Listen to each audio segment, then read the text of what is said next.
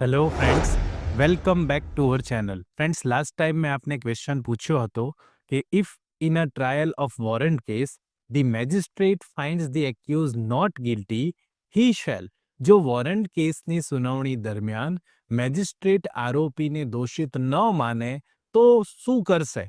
Discharge હિમ, એને discharge કરશે. એક્વિટ હિમ, એને નિર્દોષ જાહેર કરશે. ઓપ્શન સી હતું કન્વિક્ટ હિમ, એને દોષિત ઠેરવશે. કે ઓપ્શન ડી રીહિયર ધ કેસ, કેસની ફરી સુનાવણી કરશે. શું આવે સાચો જવાબ? મેં આપ સૌને કોમેન્ટ કરવા માટે કહ્યું હતું અને આપ સૌએ કોમેન્ટમાં બિલકુલ સાચો જવાબ આપ્યો છે. પ્રશ્ન નંબર 30માં સાચો જવાબ બનશે બી, એક્વિટ હિમ. શું કરશે? તેને નિર્દોષ જાહેર કરી દેશે. Yes friends, this is Chirag sir અને આપ જોઈ રહ્યા છો કોઈ પણ કાયદાને ગુજરાતી ભાષામાં ખૂબ જ સરળતાથી સમજાવતી ગુજરાતની નંબર 1 અને આપ સૌની મનપસંદ YouTube channel real education catch it. જે પણ કોઈ સ્ટુડન્ટ આ ચેનલ પર નવા છે, પ્લીઝ ચેનલને સબસ્ક્રાઇબ કરી લો. બેલ નોટિફિકેશન આઇકોનને ઓન કરી લેજો, જેથી આવનારા બહુ જ અગત્યના વિડીયોઝના નોટિફિકેશન આપ સૌને સૌથી પહેલા મળી જાય. ફ્રેન્ડ્સ, આજે આપણે ફરી એકવાર મળ્યા છીએ અને વાત કરવાના છીએ આવનારી ઓલ ઇન્ડિયા બાર એક્ઝામિનેશનમાં બહુ જ અગત્યનો સબ્જેક્ટ અને બહુ જ હાઈએસ્ટ સ્કોરિંગ સબ્જેક્ટ, જે છે ભારતીય નાગરિક સુરક્ષા સંહિતા. યસ ફ્રેન્ડ્સ, અગાઉ આપણે ભારતીય નાગરિક સુરક્ષા સંહિતાના 3 પાર્ટ જોઈ ગયા અને આજે આપણે પાર્ટ નંબર 4માં બીજા બહુ જ અગત્યના એમસીક્યુઝની ચર્ચા કરવાના છીએ. તો આ વિડીયોને એન્ડ સુધી જોજો, જેથી આપ સમજી શકો કે કયા પ્રકારના એમસીક્યુઝ બની શકે અને તેના જવાબો તમે કેવી રીતે સરળતાથી આપી શકો. બિલકુલ સમયને નહીં બગાડીએ, શરૂ કરીશું આજનો video.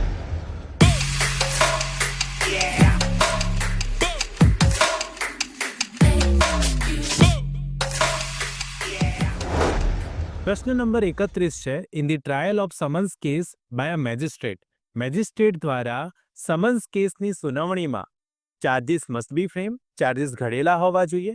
Charges in not be frame, charge frame કરવાની જરૂર નથી. Charges can be frame provided accuse does not object.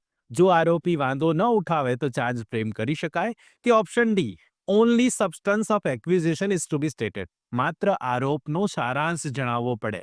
31 નંબરના પ્રશ્નમાં સમન્સ કેસની વાત થઈ રહી છે. ફ્રેન્ડ, શું આવશે સાચો જવાબ?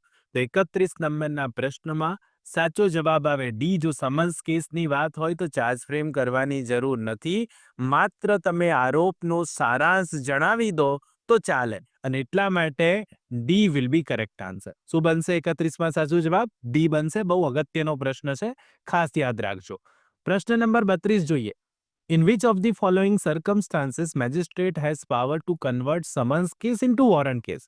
નીચેનામાંથી કયા સંજોગોમાં મેજિસ્ટ્રેટને સમન્સ કેસને વોરંટ કેસમાં બદલવાની સત્તા છે? કયા સંજોગો હોય તો મેજિસ્ટ્રેટ સમન્સ કેસને વોરંટ કેસમાં ફેરવી શકે? Option A, without any ground, કોઈ પણ કારણ વિના ફેરવી શકે. Option B, in the interest of the justice, ન્યાયના હિતમાં ફેરવી શકે. Option C, if prosecutor makes plea, જો ફરિયાદી અરજી કરે તો ફેરવી શકે. કે option D, none of the above, ઉપરોક્ત પૈકી કંઈ નહીં. શું આવે સાચો જવાબ? સમન્સ કેસમાંથી વોરંટ કેસમાં કેસને ફેરવવો છે મેજિસ્ટ્રેટે, તો કયા સંજોગ હોવા જોઈએ? તો 32 નંબરના પ્રશ્નમાં સાચો જવાબ બી આવે, ન્યાયના હિતમાં ફેરવી શકે. ઓકે, આ અગત્યનો પ્રશ્ન આપણ છે ને એટલા માટે અહીંયાથી કરેક્ટ આન્સર બી બનશે કે જો ન્યાયનું હિત લાગશે તો મેજિસ્ટ્રેટ સમન્સ કેસને વોરંટ કેસમાં ફેરવી શકશે. પ્રશ્ન નંબર 33 જોઈએ. અંડર ભારતીય Nagarik Suraksha Sanhita 2023, the maximum term of imprisonment awardable in a summary trial is.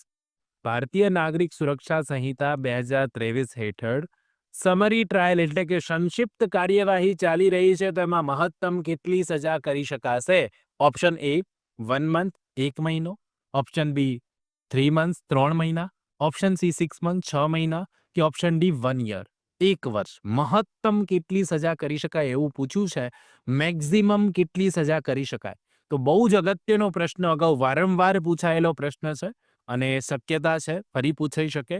33 નંબરના પ્રશ્નમાં સાચો જવાબ આવશે બી, 3 મહિના મહત્તમ સજા થઈ શકે. જ્યારે સમરી ટ્રાયલ હોય તો માત્ર ને માત્ર 3 મહિના, 3 મહિનાથી વધારે સજા સમરી ટ્રાયલમાં જોગવાઈ છે જ નહીં, અને એટલે કરેક્ટ આન્સર બી, 3 મંથ્સ બની જશે.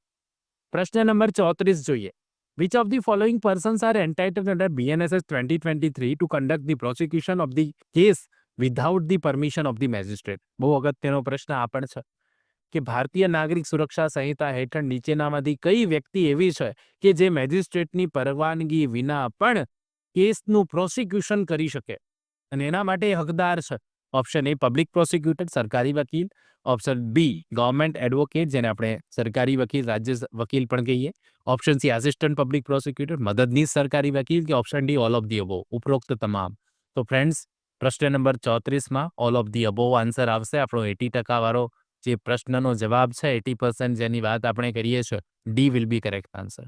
તો અહીંયા યાદ રાખી લેવાનું છે કે કોઈ પણ પબ્લિક પ્રોસિક્યુટર હોય, ગવર્મેન્ટ એડવોકેટ હોય, આસિસ્ટન્ટ પબ્લિક પ્રોસિક્યુટર હોય, તો આમને કોઈ પરવાનગીની જરૂર નથી. એ લોકો ડાયરેક્ટલી કેસનું પ્રોસિક્યુશન કરી શકે. ઓકે, તો જવાબ શું આવે? D, all of the above. કારણ કે પબ્લિક પ્રોસિક્યુટરને પણ સત્તા છે, ગવર્મેન્ટ એડવોકેટને પણ સત્તા છે, ને એ જ રીતે આસિસ્ટન્ટ પબ્લિક પ્રોસિક્યુટરને પણ આ સત્તા છે. એમાં કોઈની પરવાનગીની જરૂર પડશે નહીં.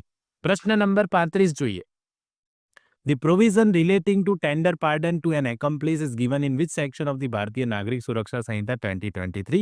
હવે ટાઇટલ બેઝ ક્વેશ્ચન પૂછ્યો છે કે ભારતીય નાગરિક સુરક્ષા સંહિતા 2023ની કઈ કલમમાં જે એકોમ્પ્લિસ છે, ગુના સાથી છે, એને માફી આપવાની જોગવાઈ આપવામાં આવી છે? ટેન્ડર પાર્ડન, માફ કરી દેવો, એવી જોગવાઈ આપવામાં આવી છે.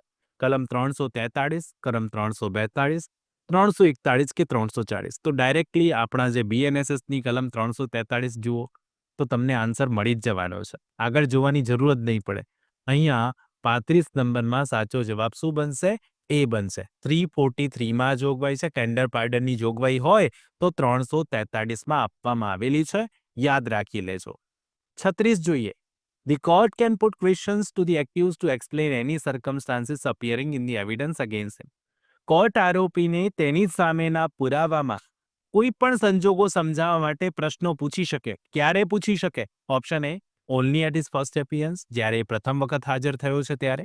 Only after prosecution evidence is over, જ્યારે ફરિયાદ પક્ષનો પુરાવો પૂરો થઈ ગયા પછી જ. એટ એની સ્ટેજ, કોઈ પણ તબક્કે, કે ઉપરોક્તમાંથી કંઈ નહીં. તો 36 નંબરનો પ્રશ્ન સ્ટેજની વાત કરે છે ને એટલા માટે અહીંયાથી કહી દીધું છે કે કોઈ પણ કેસ જ્યારે અદાલતે આરોપી વિરુદ્ધ પુરાવામાં કંઈ પણ એને પૂછવું છે કેસના સંજોગો વિશે, તો 36માં સાચો જવાબ સી બનશે. કોઈ પણ તબક્કે પૂછી શકે.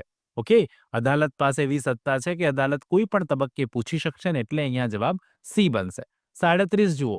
The criminal proceedings which is not compoundable can be quashed by. એવી ક્રિમિનલ પ્રોસિડિંગ જે કમ્પાઉન્ડેબલ નથી, જેમાં સમાધાન પાત્રો નથી, તેને કોણ રદ કરી શકશે? Option A judicial magistrate first class, option B district અને સેશન જજ, ઓપ્શન સી ધી હાઈકોર્ટ, કે પછી option D the supreme court. શું આવે સાચો જવાબ? જ્યારે કોઈ ગુનો જે છે, કોઈ પ્રોસિડિંગ જે છે એ કમ્પાઉન્ડેબલ ન હોય તો એને રદ કરવી હોય તો કોણ કરી શકે? 37 નંબરના પ્રશ્નમાં સાચો જવાબ સી આવશે. એ સત્તા હાઈકોર્ટને છે અને એટલે અહીંયાથી જવાબ સી બની જાય, જે તમારે યાદ રાખવું પડશે. આ અગત્યનો પ્રશ્ન છે એટલે IMP કન્સિડર કરું છું. 37માં C will be correct answer. સનદ માટેની પરીક્ષા એટલે ઓલ ઇન્ડિયા બાર એક્ઝામિનેશન માટે પુનહલ લો હાઉસ દ્વારા બેરેક્સનો નવો સેટ બહાર પાડવામાં આવેલ છે. તમામ બેરેક્સ બાર કાઉન્સિલ ઓફ ઇન્ડિયાની ગાઈડલાઇન્સ મુજબના હોવાથી પરીક્ષા ખંડમાં સાથે રાખી શકાશે અને તમામ બેરેક્સ ગુજરાતી તથા અંગ્રેજી એક સાથે એટલે દ્વિભાષી સ્વરૂપે આવશે. આ સેટમાં આપને બેરેક્સ ઉપરાંત પ્રીવિયસ પેપર સોલ્યુશનની બુક પણ સાથે મળશે. ભવિષ્યમાં વકીલાતમાં તથા સિવિલ જજની પરીક્ષામાં પણ આ જ બુક્સ ખૂબ જ ઉપયોગમાં આવશે. બેરેક્સ કોમ્બો સેટમાં તેમજ છૂટક પણ મળી શકશે તથા વ્યાજબી ડિસ્કાઉન્ટ સાથે ફ્રી હોમ ડિલિવરી પણ કરી આપવામાં આવશે. વધુ માહિતી કે ઓર્ડર કરવા માટે સંપર્ક કરો પુનહલ લો હાઉસ 9825986757 www.punhalllawhouse.com. 38 જોઈએ. Sentence of death awarded by court of session. Sessions અદાલત શું કરે છે? મૃત્યુની સજા સંભળાવે છે. The proceeding shall be submitted to the confirmation before. તો આ કાર્યવાહીને શું કરવું પડશે? કન્ફર્મેશન માટે કોની સમક્ષ મૂકવું પડે? કોની બહાલીની જરૂર પડશે? તો રાજ્ય સરકાર, કેન્દ્ર સરકાર, હાઈકોર્ટ કે સુપ્રીમ કોર્ટ? શું આવે સાચો જવાબ? જ્યારે કોર્ટ ઓફ સેશન ફાંસીની સજા કરે તો એને શું કન્ફર્મેશન માટે મોકલવું પડતું હોય છે? તો કોના કન્ફર્મેશન માટે મોકલવું પડે? રાજ્ય સરકાર, કેન્દ્ર સરકાર, હાઈકોર્ટ કે સુપ્રીમ કોર્ટ? તો અહીંયા 38 નંબરના ક્વેશ્ચનમાં સાચો જવાબ બનશે સી, હાઈકોર્ટની બહાલી માટે મોકલવું પડે. હંમેશા યાદ રાખ, subject to confirmation of high court હોય છે. જ્યારે પણ મૃત્યુદંડની સજા કરવામાં આવે છે તો યાદ રાખજો, એની પુષ્ટિ કરવા માટે ખાસ કરીને હાઈકોર્ટને રેકોર્ડ મોકલવામાં આવે છે. C will be correct answer. High court સાચો જવાબ બનશે. 39 જુઓ. The appeal against an order of acquittal passed by the Court of Judicial Magistrate First Class shall lie to. હવે કહ્યું કે જ્યારે એક જ્યુડિશિયલ મેજિસ્ટ્રેટ ફર્સ્ટ ક્લાસ સાહેબ કોઈ નિર્દોષ છૂટવાનો હુકમ કરે છે કોઈ આરોપીને, ઓકે, એક્વિટલ આપી દે છે, એની સામે અપીલ કરવી હોય તો ક્યાં થઈ શકે? Court of chief judicial magistrate, court of session, high court કે સુપ્રીમ કોર્ટ? તો 39 જ્યારે વાત કરી જેએમએફસી કોર્ટની અને એના દ્વારા એક્વિટલ પાસ કરવામાં આવ્યું છે, એની સામે અપીલ કરવી હોય તો કોર્ટ ઓફ સેશનમાં જવું પડે. અને એટલા માટે આ સિમ્પલ ક્વેશ્ચન છે ને દરેકને લગભગ આવડી જ જાય. બી વિલ બી કરેક્ટ આન્સર. ક્યાં જવું પડશે? સેશન્સ કોર્ટમાં જવું પડે એની સામે અપીલ કરવી હોય તો. પ્રશ્ન નંબર 40 અને આજનો લાસ્ટ ક્વેશ્ચન, જેનો આન્સર આપશો એ મને કોમેન્ટ કરીને નીચે કોમેન્ટ બોક્સમાં જરૂરથી આપવાનો છે. No court shall take cognizance of an offence in the offence is punishable for a term if the offence punishable for a term not exceeding 1 year but not exceeding 3 years. અહીંયા કહે છે કે જો ગુનો 1 વર્ષથી વધુ પરંતુ 3 વર્ષથી ઓછી સજાને પાત્ર હોય તો કોઈ પણ અદાલત એ ગુના વિશે કોગ્નિઝન્સ નહીં લે. કેટલા સમયની અંદર? 6 મહિનાની અંદર, 1 વર્ષથી અંદર, 2 વર્ષની અંદર કે 3 વર્ષની અંદર? તો અહીંયા કોઈ કોર્ટ કોગ્નિઝન્સ ક્યારે નહીં લે? કેટલો સમય વીતી જાય પછી એ કોગ્નિઝન્સ નહીં લે અદાલત? એવો પ્રશ્ન પૂછેલો છે. અગત્યનો પ્રશ્ન છે, સમયગાળાવાળો પ્રશ્ન હંમેશા ઇમ્પોર્ટન્ટ હોય છે. ક્વેશ્ચન નંબર 40 નો આન્સર આપશો મને કોમેન્ટ કરીને જરૂરથી આપવાનો છે. આઈ હોપ સો આજનો આ વિડીયો આપશોને સારો લાગ્યો હશે. સારો લાગ્યો હોય તો એક લાઇક જરૂરથી કરજો. ચેનલ પર નવા હો તો પ્લીઝ ચેનલને સબસ્ક્રાઇબ કરીને બેલ નોટિફિકેશન આઇકોનને ઓન કરી લેજો, જેથી આવા અગત્યના વિડીયો આવે તો નોટિફિકેશન સૌથી પહેલા આપને મળી જાય.